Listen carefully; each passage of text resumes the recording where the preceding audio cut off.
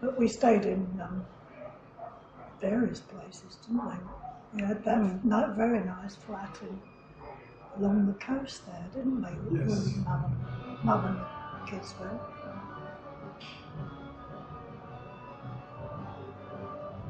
We did get the chance to go all over. Yeah, we had quite Spain. a lot of time there. Yes, you came with us. You came with us in Marlow, didn't you? No. Yes. Because you had we stayed in There that at least hotel. once or twice. Yeah, maybe. once or twice in that hotel in the front there. Before we moved up into Isabel's. You would have liked Isabel's, that was nice. Oh, I'm surprised I didn't get myself down there, to be honest. You stayed long enough there, didn't you? Yeah, we had 6 months there. With the pigeons. Not the pigeons, the parrots. 3 parrots used to come over. They were big birds. Big birds. Yeah, the big macaws. Yeah. They were macaws. They used to come and sit on the balcony. Wild birds. No, just down the road from where we were staying, there was another hotel, and she had these big macaws in a big cage, sort of obfuscate cage. As you walk by, they used to talk to you while they're on the road, but in the morning early, she used to let them out so they could have a fly around the village. They always flew onto the balcony.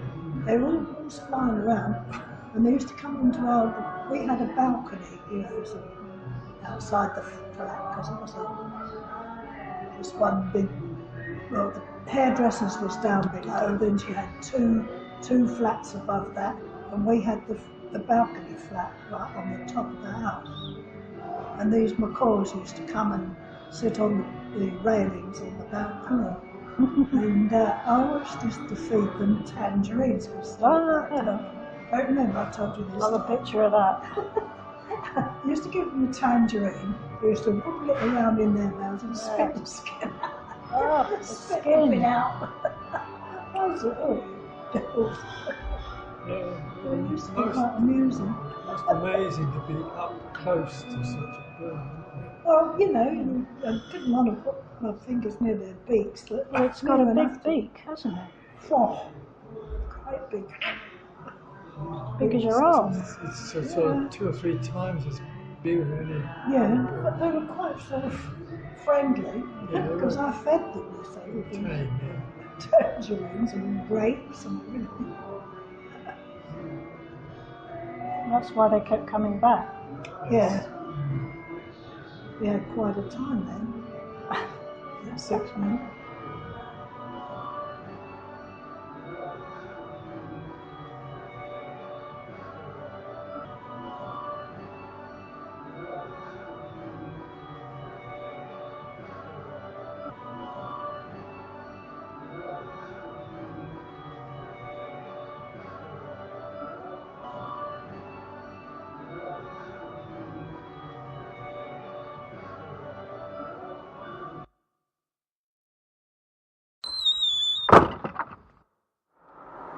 How you doing today? This is October 31st, Halloween, and I'm heading out to Stone Mountain to walk on Indian Island. I haven't been out there in a while. The island is part of one of my old runs that I used to do and still like to do on the trail from one of the main parking lots.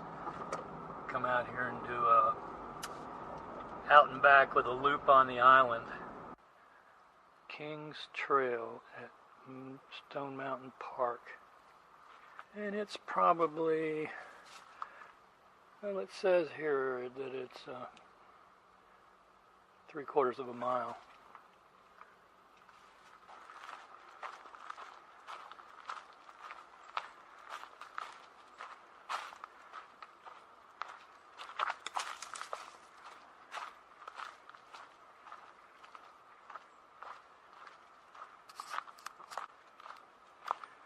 Coming down to the point here on the island. Oh, it looks like a tree came down in the hurricane last month.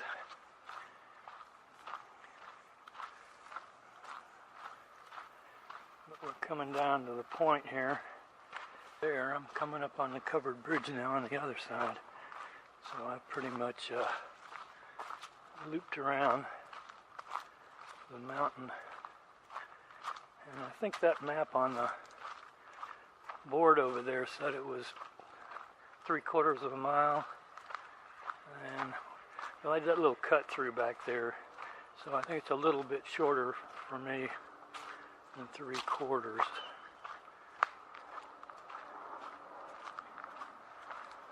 Right there's the bridge. Looks like somebody else has pulled in out here in the parking lot. So what I do is I park way over that way and then run on the trail, and then I come and I run down by that wall there, across that little area, and then the trail comes over here, cross the bridge, and then go around the mountain, the island, and do this loop, and then go back the way I came. And the total run's about 3 miles. Starts and finishes over near the front of the mountain where the carving is. So that's my little tour of Indian Island. So there's my car over there, and I guess I'll see you guys later.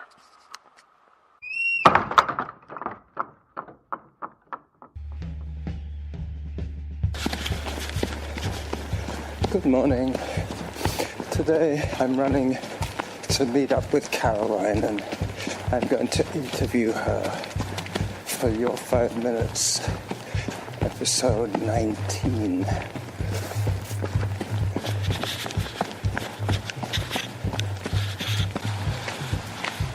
I've reached the meeting spot, and I'm 8 minutes early. So I'm just going to walk up and down here a little bit, just in case she's waiting for me just around the corner.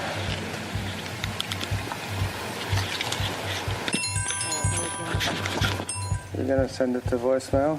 Yeah, that's work. Work, that's a 4-letter word. It is, isn't it? How long have you been retired for? Oh, since I turned 60. Oh, wow. Yep. Are you happy? Of course. So the last time I heard from you was when you just got back from your rim to rim to rim. Oh, like this last time? Yeah. Oh, yeah. I mean, I didn't speak to you, but virtually I was following your every step. Yeah, it was gorgeous. How far was it? I think just shy of 50 miles. Wow.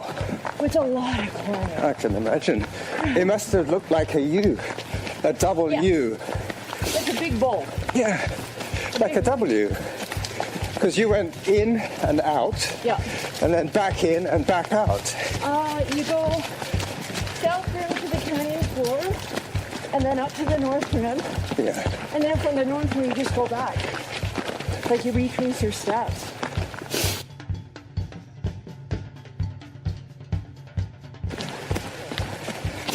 This is gorgeous, eh? Isn't it? Yeah. There's carpet of leaves. Well, I have started an informal competition Is it? to see who can find the biggest maple Oh, leaf. yeah. I got nominated. I nominated you. That is so funny. It is. I love it. Have you had many entrants? Just one from Melanie Clement. She's an ultramarathon runner. Okay. She came from back east. She's moved to Vancouver, and she ran in the World 100-meter championships. Wow. Anyway, so she's got a coach. she's pretty serious about her training. So she should run with you. Oh God. I'm really hardcore. Flying in very really Have you seen that before? That break? No. I think I'll take a picture of that. I thought it was one of those little forest structures that you I sometimes know. see, the hippies. Looks like that. The hippies' tent. But no. It's just, But it wasn't that windy. We had that one day. well, who knows when they last checked for blowdown. Come on. Good. Use a real camera. I like it. Well, this one is so damn small. So cute. What kind of camera is that? It's a Nikon Coolpix. Yep. So you feel beautifully. Hopefully, yeah, that's the least of my issues. That's why I listed them in that order. Right. The stenosis, the eyesight, and the Achilles.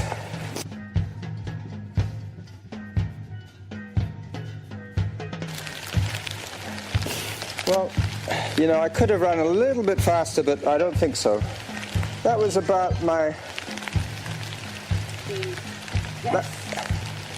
That was like my heart-happy training.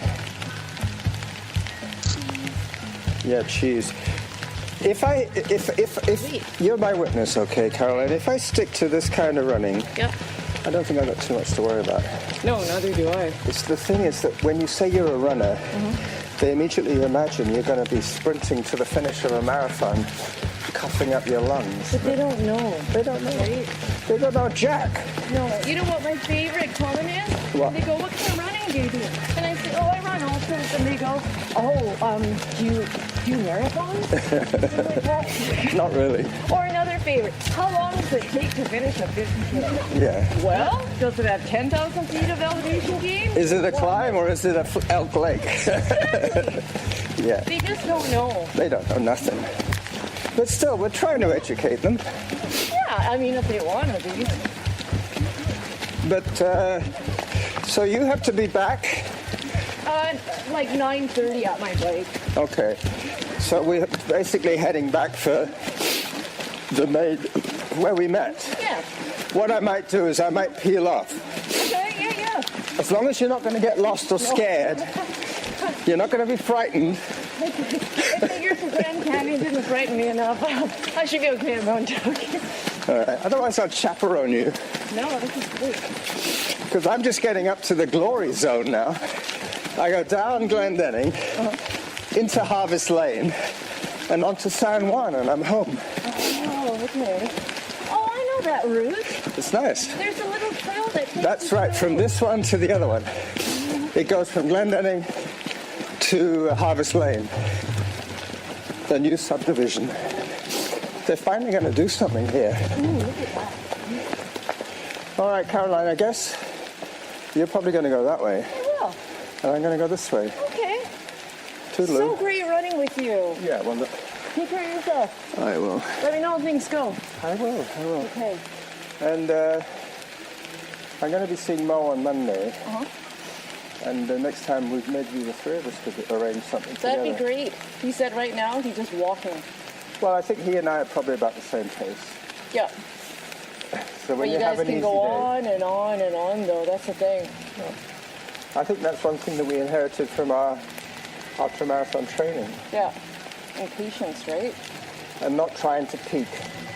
If you try and peak your effort, you're limiting your... Your endurance. Exactly. Yeah. All right. Take care. Bye-bye, Caroline. Do it again. Thank you.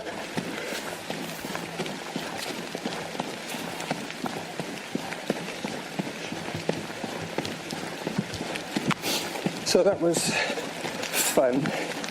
I will probably edit 5 minutes of that for the show and put the rest of it up raw for your enjoyment on audio edits.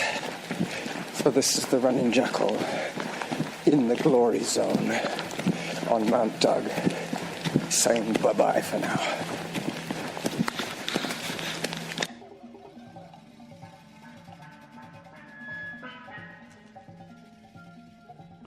Welcome to the October 31st issue of Vancouver Island Tips for Hunters. This is episode 11. We actually came across something kind of unique yesterday at the View Royal Salvation Army in Victoria, BC. It's a Hitachi HTA, and in this case, model number 3000 AM/FM stereo receiver, and it works great. As you can see by the text in the bottom, the write-up in the bottom, it was just $7. And as you can read, it said the left channel was not working, but it all works pretty great. So I don't understand why they would say it's not working when it works good. So I thought I would get it anyway and just try it out for a fun project to see if we get it to work, and I didn't have to do any extra work. And it's kind of odd, when I jokingly checked out, I said to the lady at the till, it's no big deal if it doesn't work. It's no different than if I went to McDonald's and bought a Big Mac. So what we're going to do is we're going to go in the other room, we're going to show you it.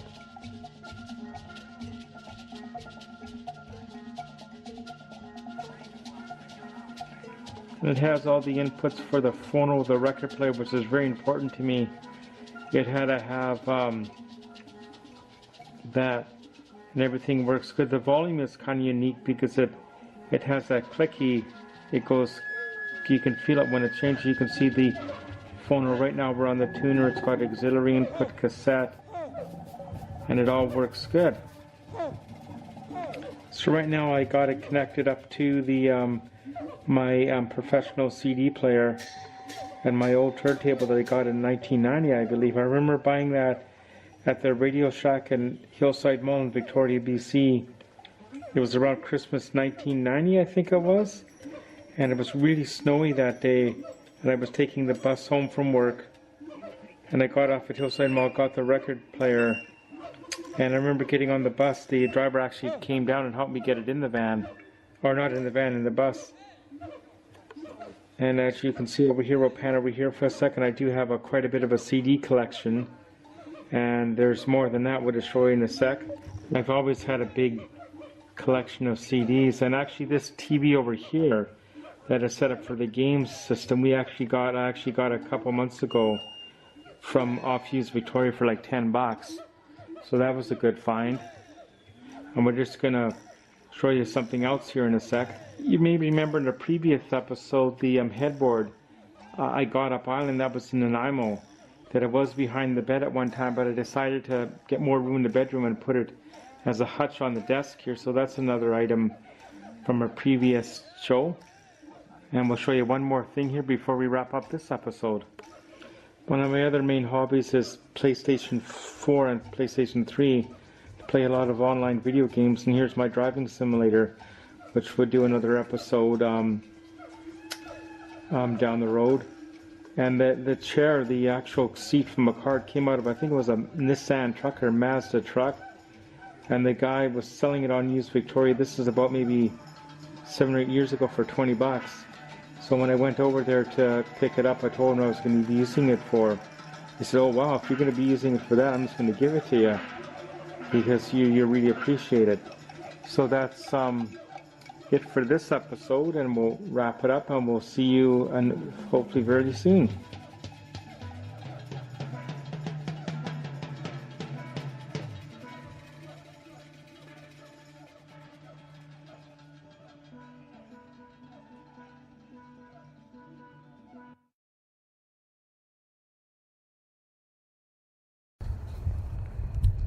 Hey Carlos, this is Steve, and you were asking for 5 minutes. So here we go. It is a very pleasant November 2nd in southeastern Pennsylvania, and we went up to the 70s again today and tomorrow, and then we dip back down into the 50s. We're playing this seesaw with the weather. Not where we should be this time of year, but I'm enjoying the nicer temperatures. So, on this nice evening, I just left our house where we have taken in a boarder for a couple of weeks. A place where my wife used to work has hired somebody for, I guess, a trial period. He is from Maryland, And so they were looking for a place for him to stay during this time. We can't accommodate the entire 6 weeks that he'll be up here, but we could at least get him a place to start. And so we have him for about 2 weeks before we need to say goodbye, as kids come home for Thanksgiving. So we're planning on, of course, Anna coming home from college, and the boys and their spouses coming up from either southern part of our county or down in the DC area. So we'll see how this goes. Maybe we'll get into Airbnb or something. Nah, we've got a lot of work to do in our house, I don't think. Unless this is a fundraiser for that kind of thing. Margie might be tempted. Oh, what else is going on? I did enter a 5K for November 11th. This will be the third year in a row for this particular 5K. It's a research fundraiser for multiple myeloma. And so we are pleased to do that. It's first year it was quite chilly, windy and cold. Last year was sunny and cold, but nice. Sunshine made up for the chilly temperatures.